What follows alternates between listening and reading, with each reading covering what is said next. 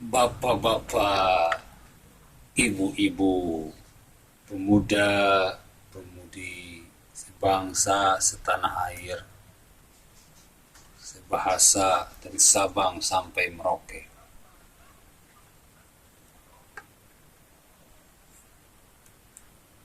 Saya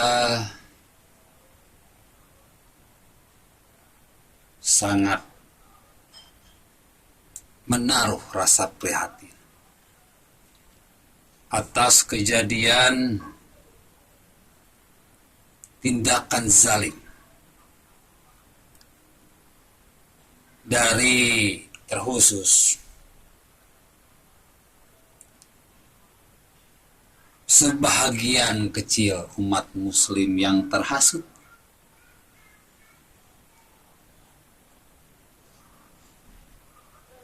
prihatin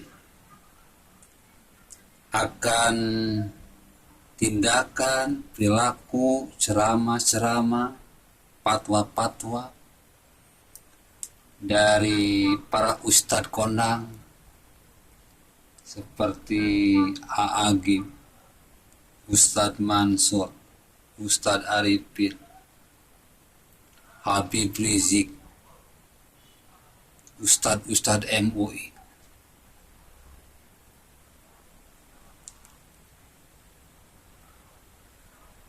Saya sampai nggak habis pikir, bagaimana mungkin seorang ulama besar, seorang ulama kondang, seorang ulama terkenal bisa berpikiran sempit, picik, dan licik.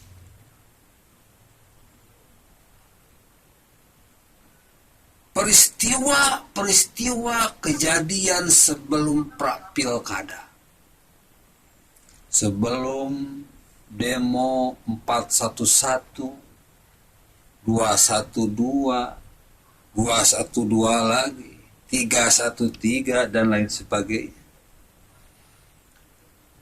Yang saya kira itu adalah perbuatan keji dan kejam, yang dengan sangat terang dan nyata tiada cara lain adalah ingin menjegal Ahok dari pilkada. Setelah pilkada ingin menjatuhkan Ahok, lalu ingin memenjarakan Ahok. Ketika Ahok sudah dipenjara, sekarang muncul lagi yang aneh, ingin membunuh Ahok.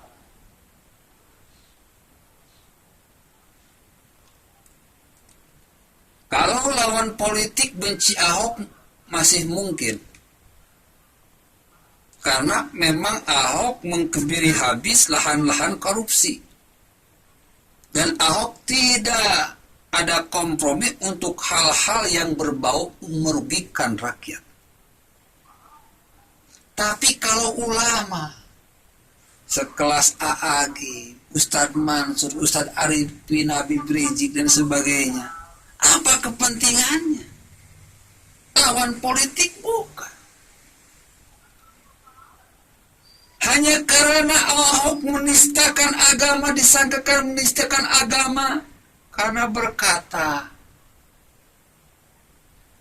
Bapak Ibu jangan dibodohi oleh orang-orang pakai Al-Maidah 51. Hanya kata itu. Masa Ahok harus tinggalkan jabatannya? Sampai harus difitnah dengan keji? Sampai harus dipenjarakan? Sampai harus dibunuh? Saya bingung. Islam tidak mengajarkan seperti itu. Di Islam tidak ada demonstrasi. Allah berfirman, Allah mengajarkan dan berfirman, Ya ayyuhalladzina amanu, hai orang-orang yang beriman, ista'inu bisabri wassalah, jadikanlah sabar dan salat sebagai penolong. Innallaha ma'as-sabirin. Sesungguhnya Allah beserta orang-orang yang sabar. Yang Allah ajarkan itu adalah sabar, salat, doa. Kenapa kalian demonstrasi? Kenapa kalian melakukan fitnah yang keji? Fitnah yang kejam, memutarbalikkan fakta, mempermainkan ayat suci. Al-Maidah 51 sudah saya katakan bahwa surat tersebut, ayat tersebut bukan tentang kepemimpinan, bukan haramnya memilih pemimpinan muslim.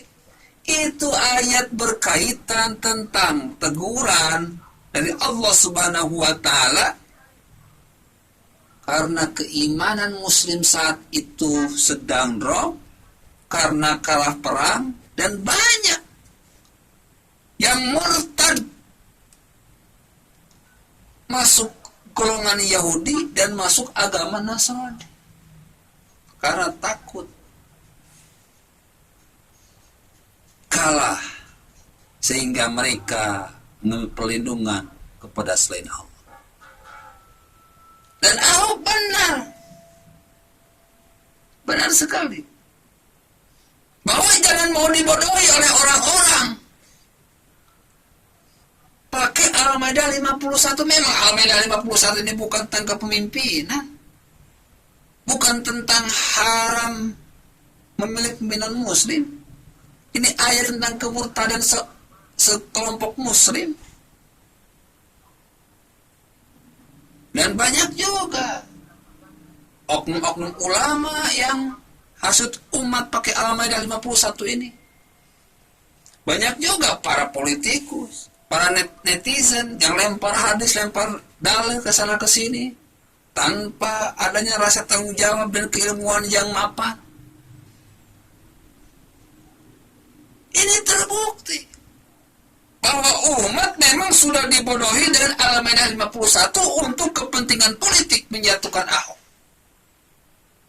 Dan ketika Ahok sudah jatuh, ketika Ahok sudah tidak terpilih, timbul niat yang kejam ingin membunuh Ahok. Ini kurang ajar apa lagi? Padahal agama Islam diturunkan untuk menyempurnakan akhlak.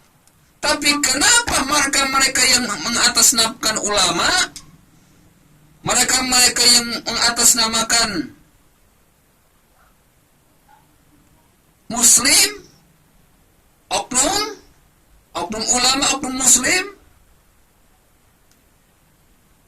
dengan beraninya mengeluarkan alat-alat mereka yang bagi saya itu seperti kafir Quraisy yang ingin membunuh Nabi Muhammad SAW. Persis. Sumum bukmun umyum fahum la yarji'un. Punya mata sudah tidak dipakai melihat. Punya telinga sudah tidak bisa pakai mendengar. Punya hati seperti batu.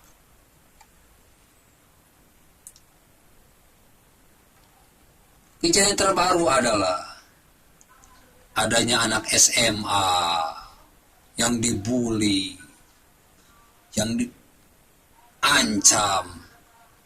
diancam mau dianiaya, diancam mau dibunuh.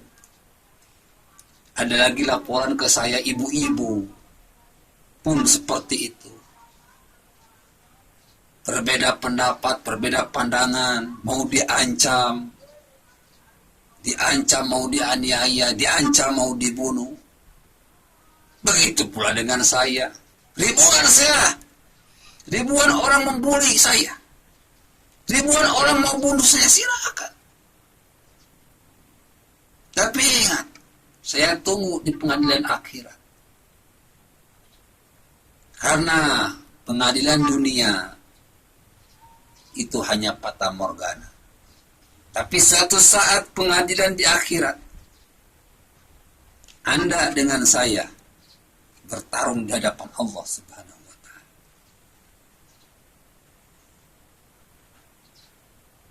Ibu bapak, hadirin, pemuda-pemudi sebangsa setanah air. Kemarin-kemarin itu bukan perilaku Islam. Mereka tersesat dan disesatkan. Seharusnya masalah Ahok ini tidak diselesaikan secara hukum. Cukup diselesaikan dengan cara kekeluargaan, kebersamaan, dan kebinekaan. Karena memang Ahok tidak punya niat untuk menistakan agama Islam. Dia cuma kesel bahwa banyak sekumpulan orang yang memakai isu Al-Maidah 51 untuk menjegal dia dari pencalonan cagup di Pilkada DKI. Seharusnya apalagi setingkat AAG. Kalau saya jadi AAG, gak mungkin ngomong langsung A, B, C kepada Ahok. Saya akan tanya dulu. Tabayun dulu, tanyakan dulu. Benar nggak Ahok menistakan agama? Bukan langsung mencap. Itu kejam, itu keji. Dan saya pun ketika itu terkaget-kaget. Ketika seorang hakim langsung tunjuk hidung kepada Ahok bahwa beliau menistakan agama. Akhirnya reaksi spontan dari sebahagian umat Islam yang diwujudkan dalam demo 414, 212 dan lain-lain hingga saat ini. Saya bertanya, di mana manajemen Kolbu Agim? Di mana zikir sahdu Ustadz Arifin? Islam itu damai. Islam itu tenang. Jadi ketika kalian bikin kerusuhan, bikin perpecahan, bikin ketidaktenangan, bikin ketidaknyamanan, maka sungguhnya kemarin-kemarin itu kalian bukan Islam. Entah. Billahil taufiq wal hidayah. Wassalamualaikum warahmatullahi wabarakatuh.